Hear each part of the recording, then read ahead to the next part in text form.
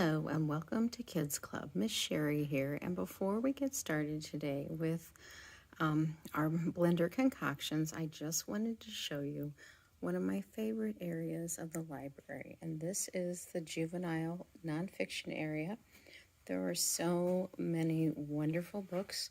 All of those yellow book labels are new books, so we always have an abundance of new materials in this area.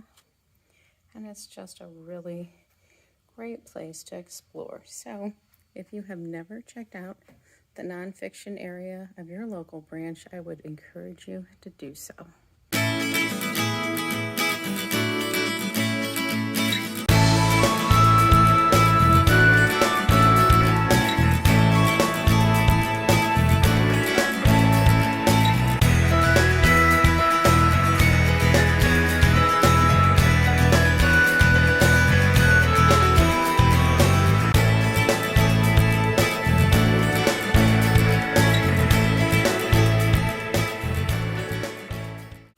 Hey, welcome to Kids Club. It's so good to see you, boys and girls. So today we are going to talk about using the blender in the kitchen. So grab an adult or somebody a little bit older that can help you out in the kitchen, and just making some fun and some healthy, some kind of sort of healthy concoctions or mixtures. So my inspiration for this was Kitchen Explorers. This is a new book in our nonfiction section. And at the beginning of the video today, you may have noticed some pictures of the nonfiction section here at the library in Owensville. But it's become one of my favorite areas of the library is to go to the juvenile nonfiction. And there's so much stuff over there and so much information. And one place that you can explore, you can do creative things, is in the kitchen. So today we're going to be using a blender. We're going to start with a Shamrock shake, and then we'll finish with a couple of fruit smoothies. And this book, while I'm talking about it, has all kinds of stuff about the kitchen, and it talks about measuring, talks about different mixtures, how to make fizzy drinks. Also marked a couple others. Okay, my strawberry peach smoothie recipe comes from this book on page 14. Talks about colors and how color might affect your foods or how you perceive foods. In the back of the book, there are word searches and little quizzes and stuff like that. And this one I thought would be fun. You can get a piece of scrap paper and just draw your dream dinner. What would you like to have for dinner? And maybe you can help make that or make that dream dinner. So this is a book that you may want to check out, and we'll get started. Behind me, I have all kinds of things. So I have my blender right back here. Then I'm using Greek yogurt for the fruit smoothies, and I have some frozen fruit, some fresh fruit. For sweetening, I'm using honey, and I have a few other things. I have some whipped topping, flavoring for the Shamrock shake, some sprinkles to put on top, green food coloring, straws, some measuring cups. I also brought in some spatulas. So basically, and some glasses, everything that we're going to need. Oh, and very importantly, ice cream for the Shamrock smoothie. So we'll get started in just a second. If you've never used a blender before, and there are all kinds of household blenders around, so you just want to make sure you have a good workspace at home, and pretty much have just on the counter the items that you need, or the tabletop, and no water or anything like that around. So again, have an adult or an older sibling, somebody that's familiar with the blender, and this one's a really basic one. So there are much fancier ones out there, and most blenders will do things like pulsing, where if you just push it, I'm just going to demonstrate, it is very loud with nothing in it. But as soon as I release my finger, it stops. Now if I push one of these other buttons like chop, mix, grate, it will stay until I push the button again, and then it will stop. So we'll get started. I'm going to add my ice cream. So here is my vanilla ice cream into the blender for my Shamrock shake. And it doesn't call for any added milk, just my ice cream, which is already gonna have sugar in it, so I don't have to worry about adding any sugar. I've got 3 scoops of ice cream there. Okay, I'm gonna start to add the rest of my ingredients to my ice cream. So for my peppermint, my recipe calls for 1/4 teaspoon. I'm going to put in about 1/2 of a lid and kind of pour it around a little bit. I think that will give me a good amount of that peppermint. Now, the recipe said up to 10 drops of green food coloring, so I've got 3, 4, 5, 6, 7, 8, 9, and 10-ish or so. Okay, now we're going to try mixing it up. You could add milk to thin this out a little bit, but we'll see what happens without the milk.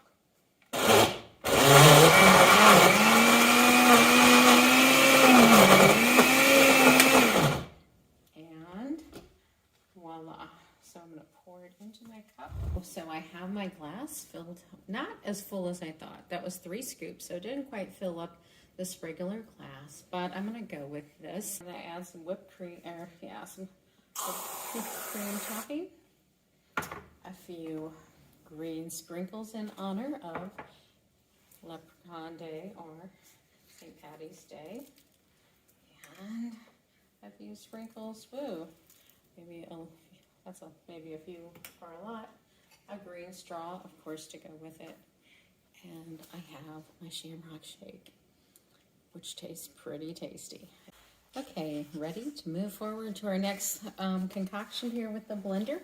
So the next one is going to be a strawberry peach smoothie, and this recipe comes right out of this book. I have 1 cup of frozen strawberries right here, and I have a cup of frozen peaches.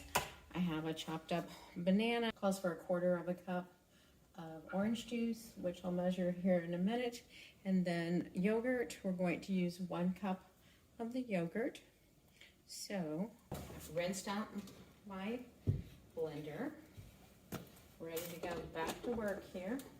So I put them back on its stand. So I'm going to dump in my bananas. And then I'm going to kind of mix with the bananas and the frozen fruit. So next up, I'm going to go with, let's take out a few of these strawberries so I'm closer to 1 cup. So this is a liquid cup, and they don't fit in there perfectly, so it's approximates, and I don't think you can go wrong. When I cook at home, I really don't do a ton of measuring. After I made something, at least a time or 2, but the first time it's probably a good safeguard, and some recipes are much more forgiving on measuring or not. So here's my cup of frozen peaches. Put those in there. Then it calls for a cup of yogurt. Here I want to be fairly accurate, so I don't have to clean that strawberry out of there though. I can just put my yogurt into my measuring cup and get my approximate cup of Greek yogurt right there.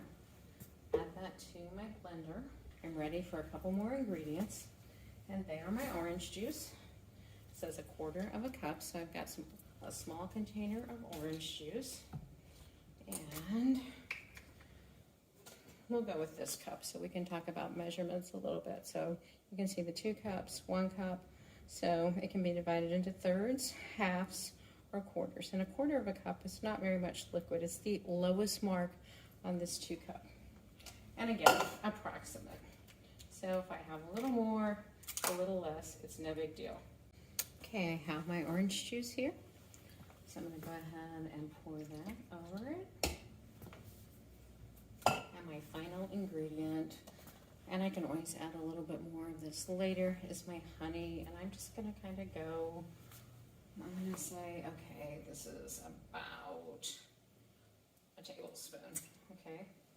Maybe not quite. Put the lid on.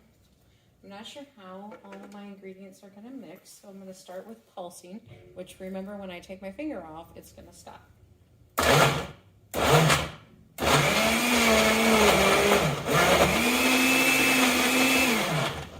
going to give it a stir. We'll continue mixing. I've stirred it once.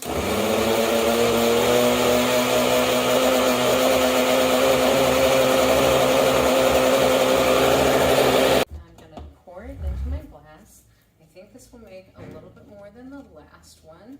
So I've got my glass there on the counter and pour it in place, see how it comes out. Almost a cup of yogurt, 2 cups of fruit. You can change up the fruit. I could put a couple of my frozen berries on top, or maybe just one.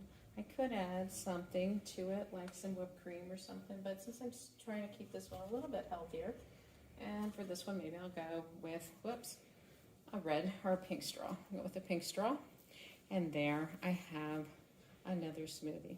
So, with using yogurt for your base or your main ingredient, you can kind of change it up, and you can use all kinds of different fruit. Experiment in the kitchen, see what kind of smoothies and drinks you come up with. I'll post some different mixtures online, but you can also go online and look. There are endless amounts and variations you can come up with your own creative input. All right, so have fun in the kitchen. Try working with the blender and see what kind of healthy, and maybe some that aren't so healthy, concoctions you can come up with. Okay, Miss Sherry here one more time before we wrap things up. So the last thing we need to do after we've made these tasty treats is to clean up in the kitchen. Not necessarily one of my favorite parts, but really important to keep everything still working and to not leave a mess for anybody else. So